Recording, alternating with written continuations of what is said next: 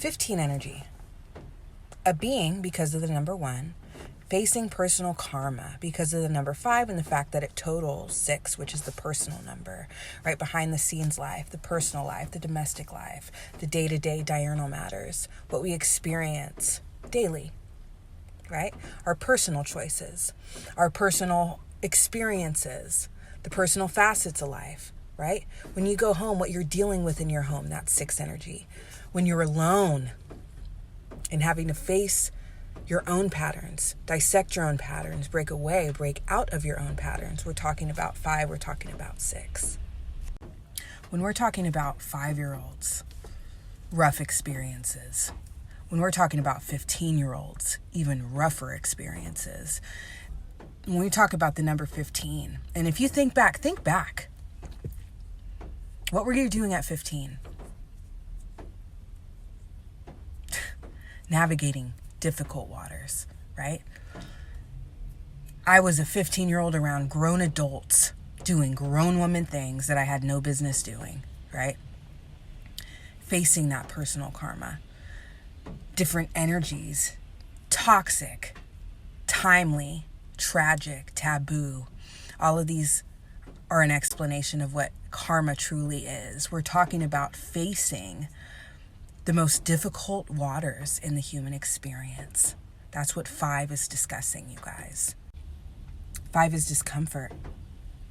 5 is difficulty. And even when we're talking about positive karma, we're not talking about the elimination of said difficulty or said discomfort. We're talking about said difficulty and said discomfort that results in a positive trajectory shift. We're talking about a shift, but it's still going to require you to navigate tricky waters in order to make that shift happen. Even something as seemingly routine as the menstrual cycle for women typically lasts, 5 to 7 days, both karmic numbers. We're talking about a karmic experience here in the human body. We're talking about the fact that we are born, have to endure difficulty, and then the fact that we die. All karmic matters. All based on karmic alignment.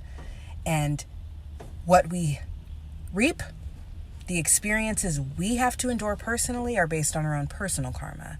In addition to sowing and reaping certain experiences in this lifetime, we endure karmic consequences from previous lifetimes.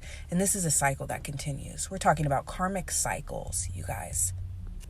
And this is why inner work and personal awareness is so important, because this is how you navigate internal, personal karmic matters as they relate to you and your behavior and your MO and your spiritual path and your spiritual karma. Because the spirit is a powerful energy that is typically set in its ways and will make the same mistakes over and over and over again until that light bulb turns on and you're able to recognize those patterns. That's freedom from karmic restriction. That is becoming a spiritual champion because you're allowing the spirit to break away from its own karmic shenanigans. Breaking the MO, shifting the trajectory, helping the spirit ascend.